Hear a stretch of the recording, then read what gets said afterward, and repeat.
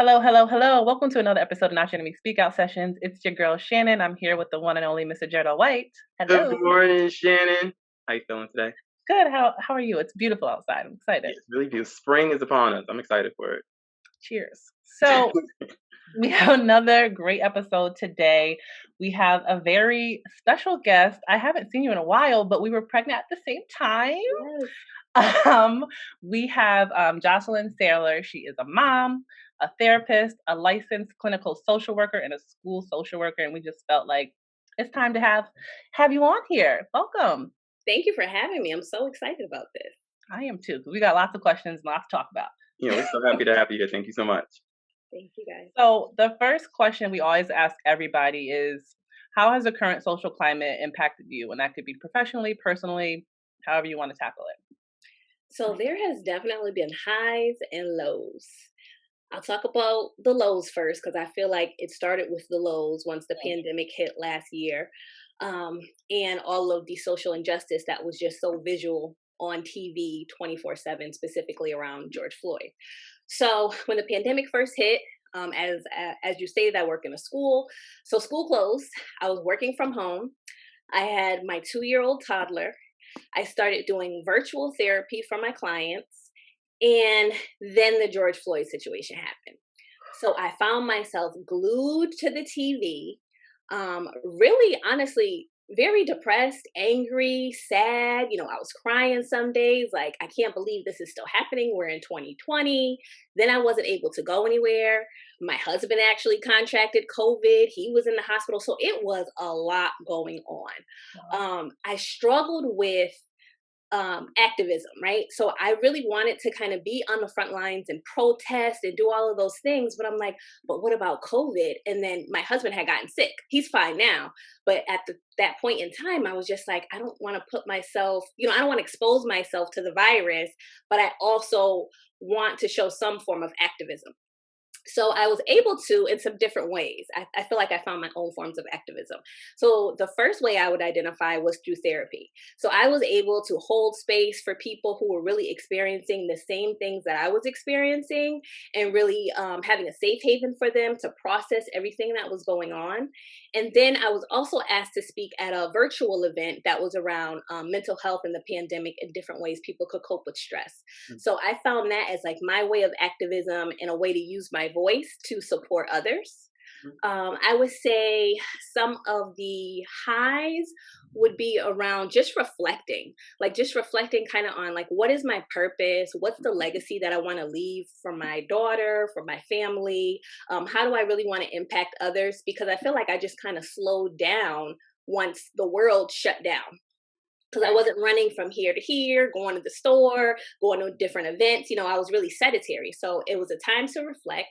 I feel like I also was able to develop a stronger bond with my immediate family, my husband, my parents, some of my aunts and uncles and cousins.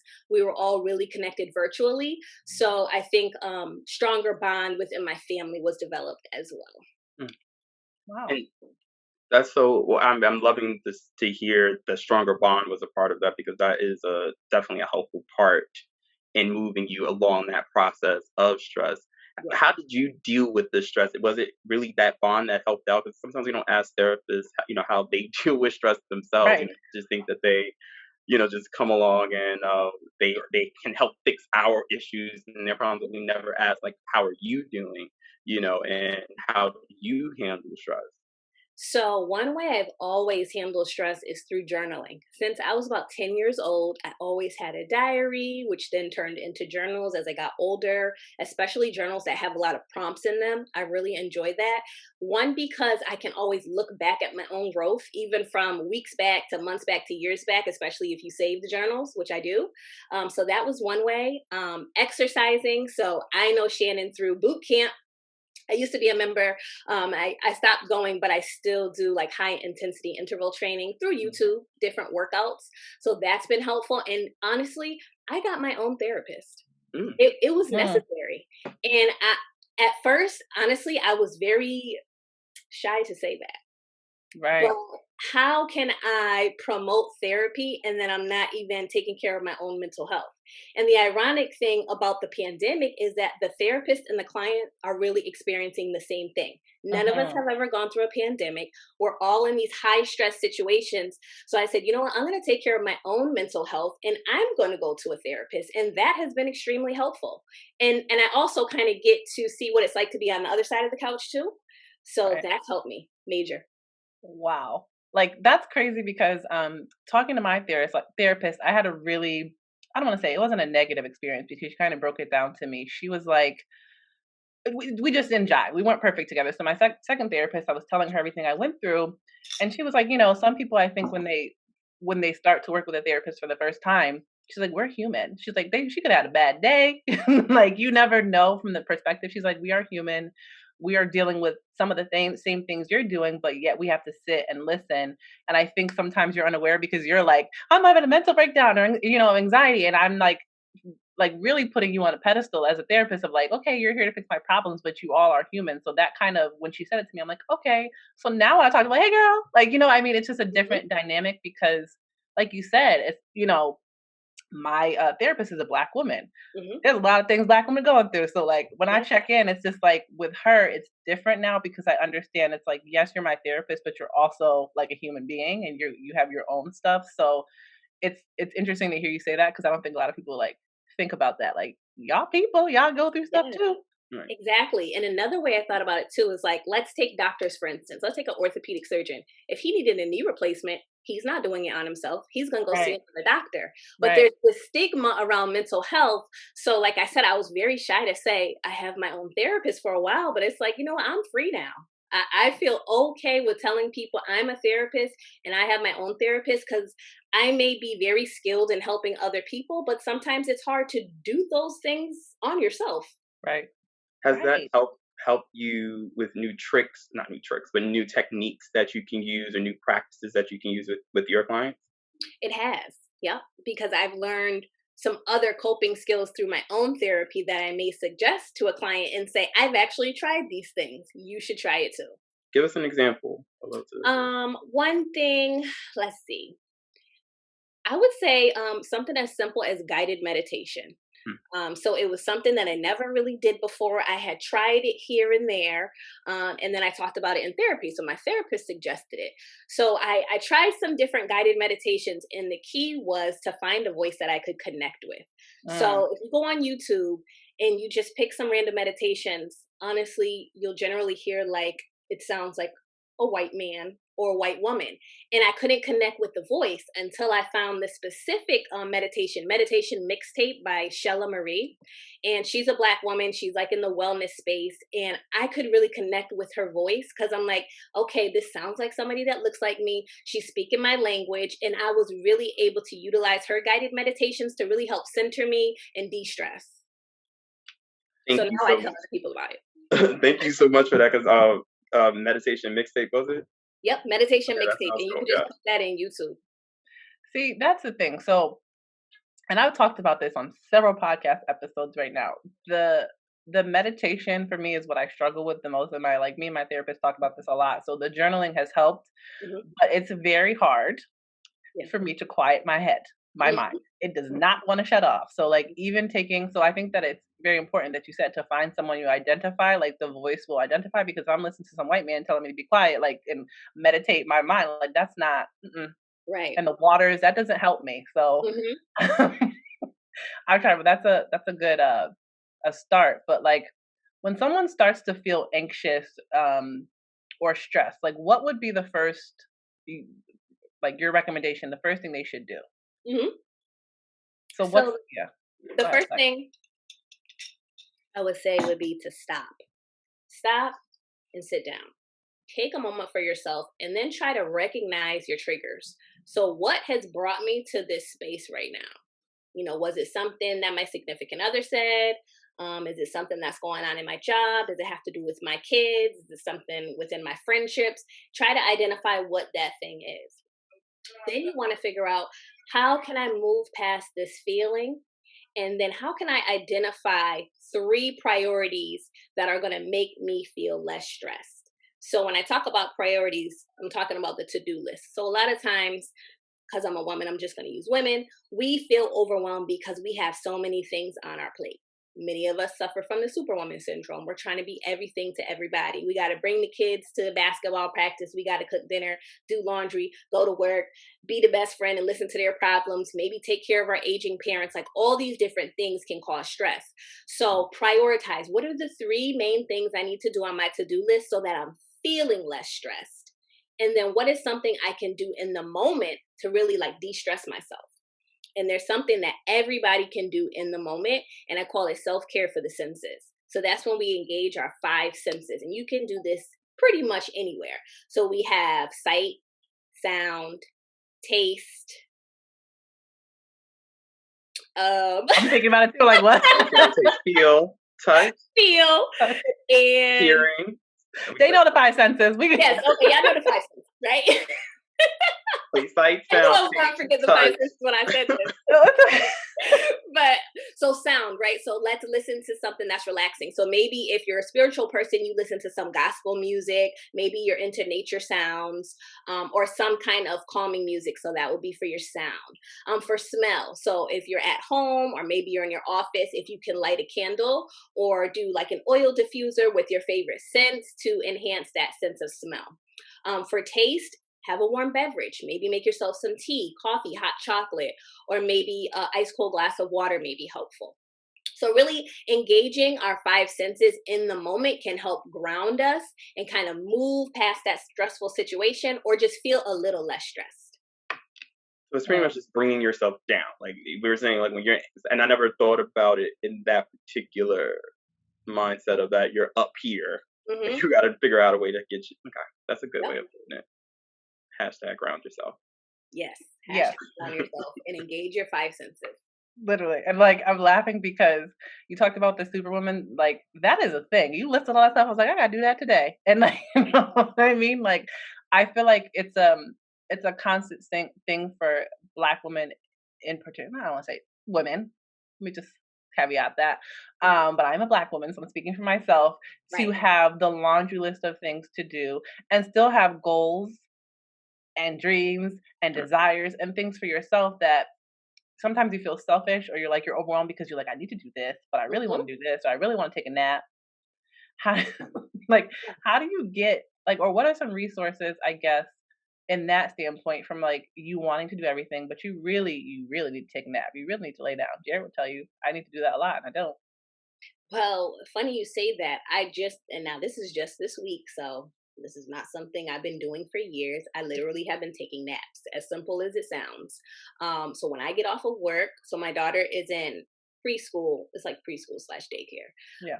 So when I get off of work, all this week, because work has been stressful, I've come home and taken a 35-minute nap. And when I tell you, I literally feel like a brand new person. We just need to rest. Yeah. We need to rest. Like, taking a nap is okay. Taking a day off is okay. Utilize your personal or your sick days to have a mental health day where you just do nothing.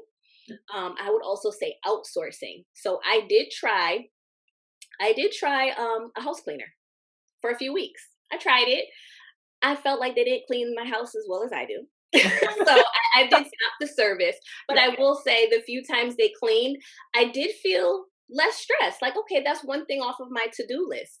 Right. I've actually considered, and I haven't done this yet, I've actually looked into like a wash and fold service because I can never keep up with laundry. Let me keep it 100. I got 30,000 loads in the bedroom right now. Yeah. And I looked it up like, it's really not that expensive. Maybe this is something I'll try to take something off of my plate.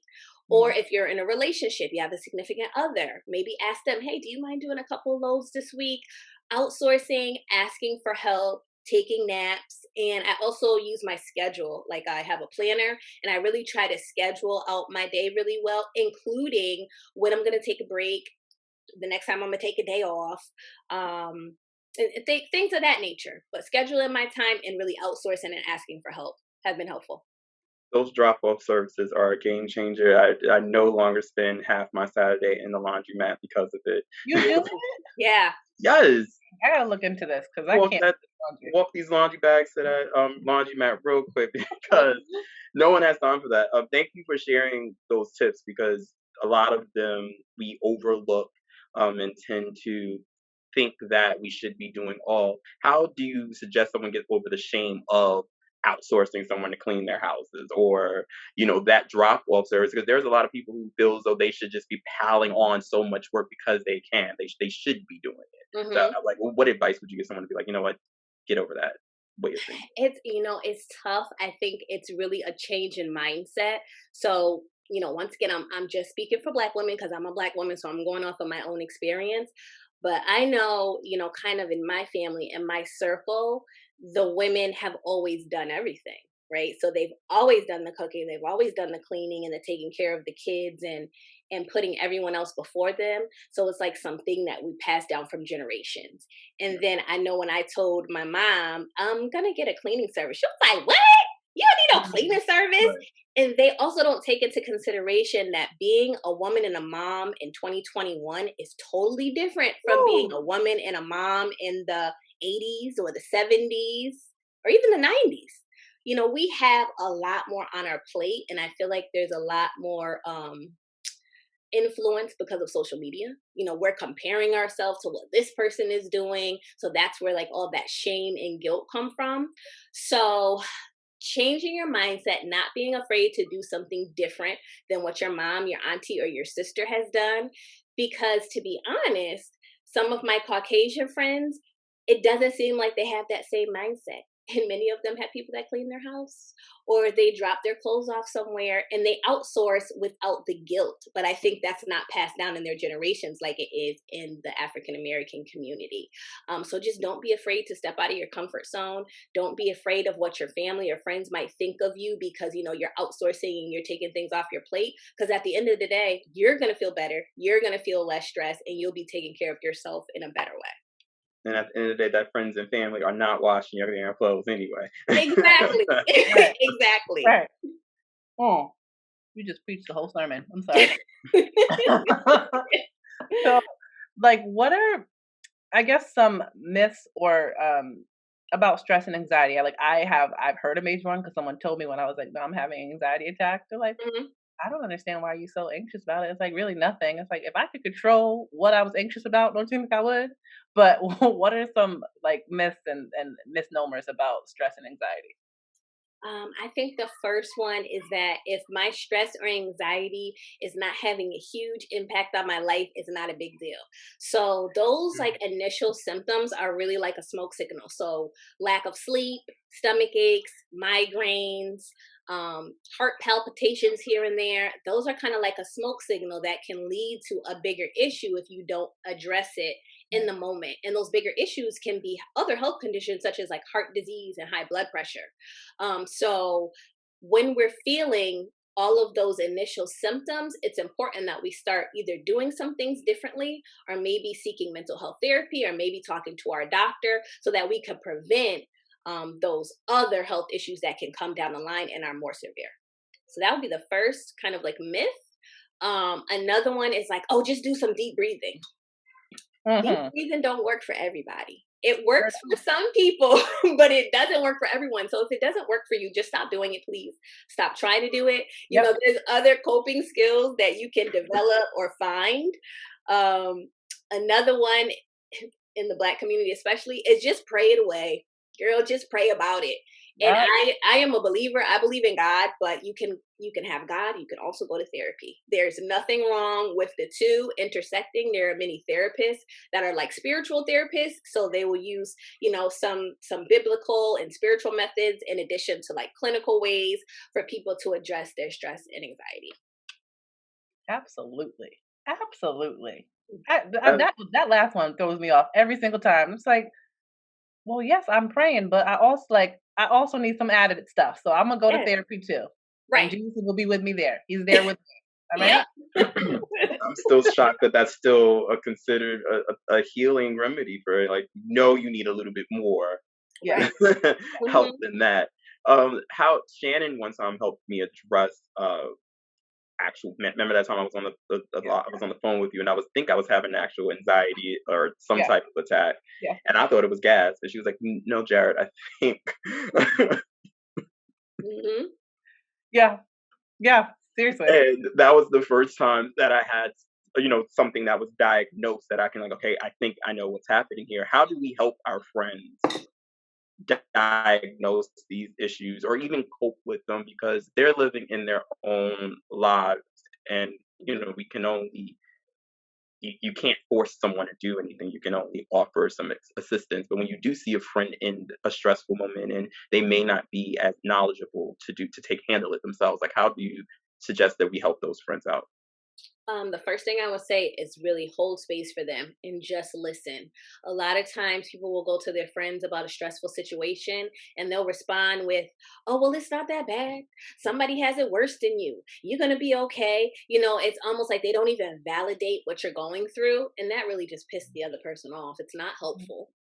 So just listening and saying, I'm here for you, even suggesting, hey, have you ever thought maybe talking to your doctor about this? Have you ever thought maybe seeking therapy might help this? Offering that, but not saying you need to go to therapy. Don't do Mm. that.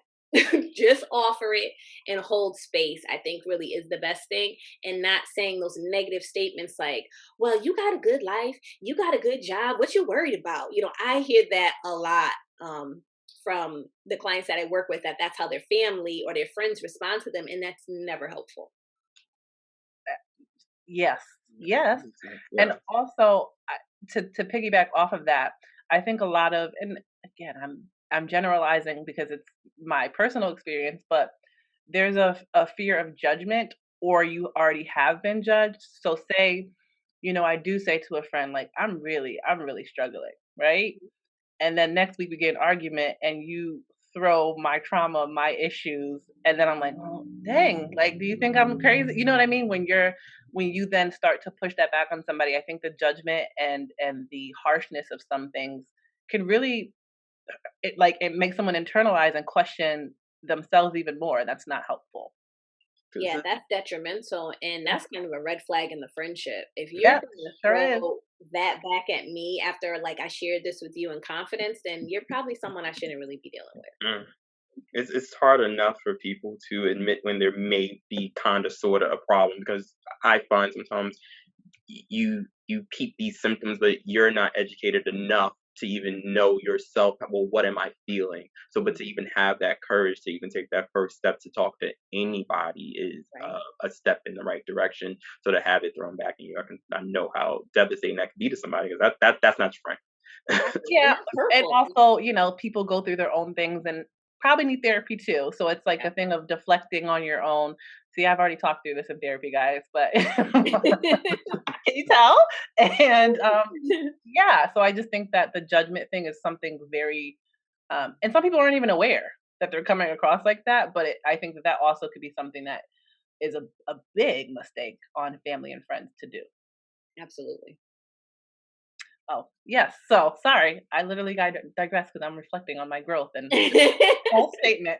Um, what are like when you first began, I guess, your path to mental health or even going to therapy, like what are some big mistakes? I know mine were sitting down and like thinking y'all were gonna fix all my issues. But that's just my learning thing. Are there any other big mistakes that you could do once you start sitting down with a therapist for the first time? So that was going to be my first one. Many people think that the therapist has this magic wand. You're going to go to a couple sessions, you're going to feel amazing. And that's not really it. When you go into therapy, the therapist's job is really to help you identify your strengths, recognize your resilience, and help you step into your own power. So you really have all of the answers to your issues, but the therapist has a different skill set where they can maybe ask questions to make you reflect differently or kind of share some wisdom, um, and offer different coping skills to help you kind of get to the place that you're trying to be in. The other thing is that therapy takes work, a Amen. lot of self work in not even just in the 45 minutes or the 1 hour session, but it's using those skills outside of the session is where the real work is done. So, yes, going to therapy is amazing. Yes, your therapist is going to help you get to the next level, but you have to be willing to do the work. And the work is not easy. And it may take a couple of months. It may take a couple of years of therapy, depending on how ready you are to do the work and Mhm. what your issues are. So it's not like an overnight process. It's not a magic wand. You got to do the work. And it's a long process, right? This is not a lot of, once again, people think you go in a month and you're like, I'm solved. That's a lifelong commitment, you would say, right? Well, maybe not lifelong. So it depends on everybody. So some people have experienced a major serious trauma in their life, and that may take some years. And then there's other people who go to therapy, and I call it like the small T trauma. So it's not necessarily a lifetime commitment. It just depends on what your experience has been. So if you have one of those big T traumas, I think of that as like sexual abuse, some type of abuse or neglect in your childhood, maybe domestic violence, substance abuse. Those can be a longer amount of time that you're in therapy. And then there's people that just really just need a safe space to air out what's on their mind, or like the smaller T traumas where, it's some serious stuff, but you can probably move past it a little bit quicker.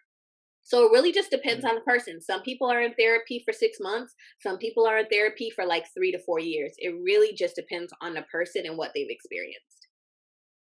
Now you're calling it a tree problem, or a A smaller. small Oh, T, sorry, lowercase small T, T trauma. So like small a T, lowercase Got T. it. yeah, small, Got like Okay, lowercase got T. it, got it. Like, so it's the big T, this is the Yes. big Trump. Got it. Oh, interesting. Yeah. Learning something new every day. I guess I have also a question because again, like when I first went to my first therapist, like I had never gone. Hmm. It was a thing, in the Black community. It's like, yeah, don't be sharing your business with somebody, like that kind of thing. So I was very much a novice, and like I don't know what to expect Hmm. when I go to therapy, and so I didn't know how I was supposed to feel. Yeah. And the first couple of sessions, I was like, I feel judged. Like I don't like this. So what are some feelings that you should be looking for when you know that you're, because therapist and it's a match. Hmm. So what should you feel when you're comfortable with a therapist? What So, feelings? first, what I will first say, even before you get to the therapy session, is you want to think about who would I feel comfortable talking to? Do I want someone that looks like me? Do I want a male? Do I want a female? Do I want them older? Do I want them my age? Do I want them younger? Like, who do you actually see yourself talking to? And once you can kind of visualize that, that's when you want to go on some different directories like Psychology Today. There's therapy for Black girls, there's therapy for Black men, there's Latinx therapy, where it's a directory of different therapists that are in your area. Look at their picture, look at their website, see what they specialize in, kind of get a vibe as to what kind of therapist they are from what's online. Then you make that consultation call. So when you call, you might be a little bit nervous, but if they sound pretty warm and welcoming, like, yes, I've been doing this for a while, let's set up an appointment, and you go to that appointment, you want to feel like you can openly speak. You don't want to feel judged. If you're feeling judged, then that's, I think, a red flag that that's probably not a good fit for you. Yep. Um, you may feel nervous if it's your very first time in therapy, and that's okay because you don't really know what to expect. But I would just say your expectation should be a warm environment, someone that you feel is non-judgmental, and can possibly help you solve your problems. So you can also go in and have kind of a list of questions you want to ask your therapist, like, have you ever worked with someone who has anxiety or depression? And how did you help those people get through it? And how long were they in therapy? And what are some coping skills that you utilize? Or where did you go to school? You can ask them all type of different questions to kind of get a feel for who they are as a therapist. And that should hopefully help you feel a little bit more comfortable. But I would say pretty much all of those things. But if you're feeling judged, that's a red flag. Yeah, that's a must. Yeah, because that's definitely supposed to be a safe space. Is that a common practice for every session, is to have specific questions, and to 'cause sometimes I feel like, am I controlling the session? Am I being guiding the session? Should I just be open to certain dialogues, or is it okay to come there with, I need to talk about these three things this time? No, you should definitely come with your own agenda because it's really your time. So, in the beginning, honestly, therapists generally lead the session because they're trying to get more information about you. They're trying to learn your history. That's like the assessment phase. They want to know about your childhood experiences, your stressors, all of those different things. So, in the beginning, yes, the therapist for the first maybe 2 to 3 sessions is kind of leading it because they're trying to do an assessment and figure out, okay, what are our treatment goals going to be. But then from there on out, you should definitely come with your own agenda. In between your sessions, if different things come up, I always have asked my clients to, write some things down in your journal as things come up for you in between this session and the last session. And then when we meet our next session, you can go ahead and say, hey, I experienced this. I noticed this about myself. And then we can kind of dig deeper into it during the session. Because this is all about you. This is about you and your healing. Right. So if you're feeling like your therapist is always leading and directing the session and it's been a little while, you may want to have a conversation with them about that. You can even say, hey, I noticed you kind of leading the session, but I have some things I want to talk about. I want to really focus on my own healing. So how can we kind of switch up this dynamic? Bring it up to them. Gotcha. So, first of all, I'm obsessed with your Instagram, so I just want to give that some love with like some of your reels are so perfect. Thank you. And we we talked about lightly that you are a social worker in the school system. Hmm. So for the younger generation, I Hmm. can't imagine what they're thinking at this point in time. Like how do you tailor it differently than if you're working with an adult client? And what are some resources that parents of younger children could use? So I'm in a high school, so they're a little bit more mature. And what I like about high school kids is you can really just talk to them. Yeah. I worked in the elementary for quite some time, and it's a little bit different. You have to use a lot of like play therapy, and you're kind of almost like a guessing game because they can't exactly communicate all these different things to you. But in high school, they'll pretty much tell you flat out. I mean, if you have a good relationship with them, they'll come in like, Miss, let me put you on to this situation. And I'm like, okay, I'm ready. So that's why I love the high school kids. So I don't I mean, I changed my style up just a little bit, but for the most part, the way that I talk to my teenagers is the way that I work with, like the women that I work with in my practice. Very open and honest. I do use a lot of like YouTube and social media to engage with them. I use like a lot of music videos. So last year I was doing a girls group and they were, I believe, 11th and 12th graders, and they always wanted to talk about relationship issues. And they really didn't understand what a healthy relationship was. So I used the Eve music video, Love is Blind, to Dope video. to talk about abuse in relationships, domestic violence, and how it can really end up to be you can really end up dead in a situation. And it sparked a lot of conversation. So I like to use the media to really open up conversations, dialogue with my teenagers, even TikToks. Like there's some TikToks I found. I Okay. created a couple of TikToks and I'm like, oh, look what I did. And they're like, okay, miss. And then they get all into it and they want to talk more about different topics. So I love the teenagers for sure. Oh, and you said resources. Yeah. So resources for parents. I do not have any off the top of my head. Actually, I think it's called the Child Mind Institute. You can Mhm. Google that, and they have a lot of free trainings and webinars around parenting, like parenting through a pandemic, or parenting teens or children, with just different tips on how to engage with your kids. How have the children been during the pandemic? Like, I'm sure they are dealing with it, but does it seem what's the right word? Positive? Do you see them uh, transitioning out of this in a positive way? Unfortunately, no. A lot of loneliness, especially for the children who, so, last March, schools closed. And then this year, at least in Hartford, school opened, but parents had the choice of sending their kid in person or continuing virtual learning. And a lot of the parents continued virtual learning because they were nervous about the virus. So Mhm. those kids have experienced a lot of depression, a lot of isolation because they're not getting those regular peer interactions. It's difficult to learn on a computer screen all day. Right. So they're really not engaging as well academically. Some of them have felt like they just want to give up because they're tired of logging on. They're not getting their questions answered when they're in the virtual classroom. There's a lot of hiccups with internet access depending on where they live, if they have a hotspot, if the internet gets turned off. So there's a lot of barriers to learning. They're feeling isolated. Um, and a lot of the children that I work with already were struggling with some form of depression or anxiety or trauma in their childhood. So this just kind of compounded it.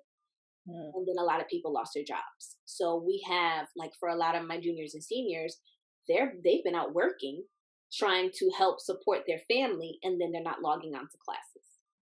So a lot of effects.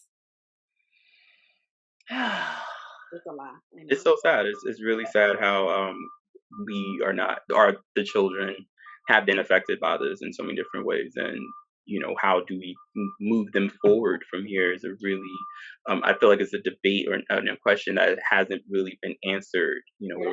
We're so hyped about these simpler checks, but these damn kids are so far behind where they should be. And like you mentioned, a lot of them have had poor experiences prior to the pandemic, prior to schools being closed. That Mhm. what happens to them after the fact. We definitely have to keep an eye on the children. Absolutely. And I believe in April, I think most of the kids are going to be coming back. From the way the president is talking and from Yeah. some rumors I've heard, Yes. I think it's going to be fully we're back in school for the last couple of months. And I just keep saying we have to prepare because many Yeah. of the kids Yes, haven't had structure for the yes, last year. Yeah. So they're going to be excited to see their friends, but they're not going to be engaged in learning. There's Absolutely. going to be a lot of issues, and I struggle to figure out how are we going to address all of the issues. I feel like we need more counselors, social workers, and Hmm. therapists in the Yeah. school. We have a team of 5 people, but I don't think that's enough. no, I know what school area you work in, and that's not enough. It's not enough. That's not enough. And just in general, I think that while everyone's eager to get students back in school, people are on both sides of the fence with it. I think it's really important that, like you said, you think of stuff on the long run. Like there's been a lack of structure, even like at home. I've witnessed high Yeah, schoolers and middle schoolers. I'm like, y'all be taking naps in the middle of the day, and that's not a shade thing, but it's like they are so unengaged that I can't yeah, imagine for them sitting in school for going back to school for 8 hours, how that's going to look, how that's going to look for teachers, how that's going to look for the dynamics of the schools. Like, I think there's a lot of unanswered questions that I don't even know if they're going to get answered by April, let alone this school so year. So, I it don't. won't be, and this will be a ripple effect for years to come. Yeah, Again, yeah, for yeah, sure, for sure. So we're gonna have to think of something. I feel like the first thing will be more funding yeah, to get more support. yeah, Doubt that's gonna happen, but that's a yeah. start. mhm. Well, Jocelyn, I mean, I'm so excited that you came on today because, again, I think that the conversation in general was needed. Where can people find you, connect with you? So I just recently started a new Instagram page. It is at School Social Work Solutions. And that is the platform where mental health education and wellness intersect. And we talk about all type of different things in regards to school social work, counseling, parent engagement, the education system, and how to take care of ourselves. So people can find me there. And if you're in the Massachusetts or Connecticut area and you are looking for therapy services, my family has a private practice, which is called the Practice of Arthur E. Cash and Associates. Arthur is my dad. And our website is www.thepracticeofarthurecash.com. We have several different therapists. We definitely have openings. So you can also find me there as well. Amazing. Another amazing episode of the Not Your Enemy Speak Out sessions. We thank you guys for joining today. Remember to follow us on Not Your Enemy brand on Instagram and like, share, subscribe on YouTube. Also, the Not Your Enemy brand. Until next time, guys. See you Thank you later. guys. Jocelyn, thank you so much for coming on with us. Thank you for having me.